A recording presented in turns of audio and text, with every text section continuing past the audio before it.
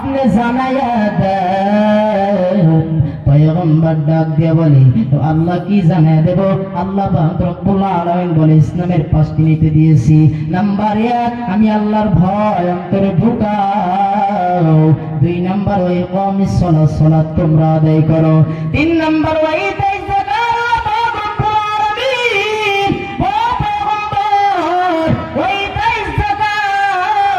আল্লাহ পাক রব্বুল আলামিন বলছে, পয়গম্বর বলে ওইটাই যাকাত, বেশি বেশি যাকাত আদায় করো। আল্লাহ পাক রব্বুল আলামিন বেশি বেশি বেশি বেশি আল্লাহ পাক রব্বুল আলামিন যাকাত দেওয়ার কথা বলছে। ওয়াল হাজ্জি, আল্লাহ পাক রব্বুল আলামিন বলে, পয়গম্বর আপনি জানায়া দেন, ওয়াল হাজ্জি যার উপর হজ ফরজ হয়ে গেছে। আল্লাহ পাক রব্বুল আলামিন বলে, ওই ব্যক্তি 4 নাম্বার, ও সাওমি রমাদান, এই 5 নাম্বার রমজান মাসের 30টি রোজা যে রাখবে, আল্লাহ পাক রব্বুল আলামিন বলে তারা ঈমানদারি। আশিকারা মিল্লাত মাযহাব জুদান, আশিকারা মিল্লাত মাযহাব খোদার। এই যুবক, আজকে টাকা পয়সার বাহাদুরি দেখায় আমাদের যুবক, ঈমানদার হয়ে অন্ধকার কবরে ঘুরে যাও। মুসলমান না হয়ে অন্ধকার কবরে যাইও না। এ ভাই, কার আশায় বসে রইছো? এখন বলি ভাই, কেউ দাড়ি রাখো না। ডাক দেব, হুজুর বুড়া হই নাই, দাড়ি রাখবো কেমনে? আমি বললাম, এ ভাই বুড়া হইবা, তোমার কি কোনো গ্যারান্টি আসেনি? বলে, হুজুর গ্যারান্টি আছে, আমি বুড়া হইলে দাড়ি রাখবো। এ যুবক বাবারা, বুড়া হওয়ার আশায় আইছো, কে কখন মারা যাবে কোনো গ্যারান্টি নাই। এ যুবক বাবারা, মরণটা কখন ধরবে কোনো গ্যারান্টি নাই। ওই অন্ধকার কবর তুমি আমি সহ্য করতে পারবো না রে যুবক। ওই অন্ধকার কবর কত ভয়ঙ্কর হবে রে ভাই। হে যুবক বাবারা, মুসলমান না হইয়া অন্ধকার কবরে যাইও না।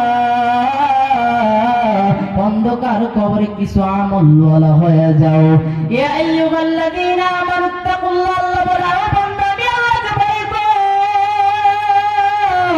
কবর বলে, যুবক বাবারা, রাহমাতুল লিল আলামিন, তার কন্যা আম্মা জান ফাতেমা রাদিয়াল্লাহু তাআলা আনহা যখন মারা যায়, আম্মা জান ফাতেমা মারা যাওয়ার পর কবরের পাশে যে এক সাহাবী ডাক দিয়ে বলে, ও কবর,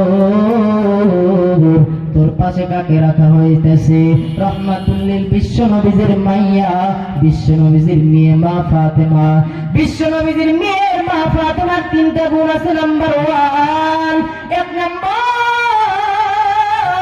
দুনিয়ার জমিনে জান্নাতের সার্টিফিকেট পাইছে।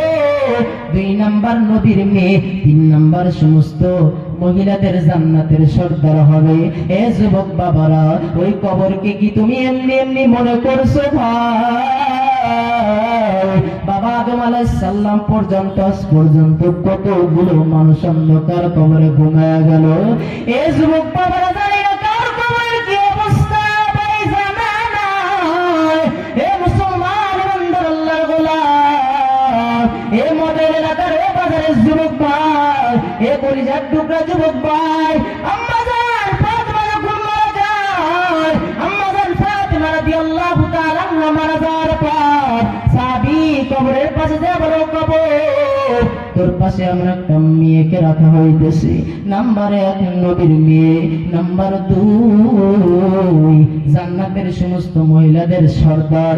নাম্বার 3, দুনিয়ার জমিনে আল্লাহ পাক রব্বুল আলামিন দুনিয়ার জমিনে জান্নাতের সার্টিফিকেট দিয়েছে। সুবহানাল্লাহ। এ বন্ধু,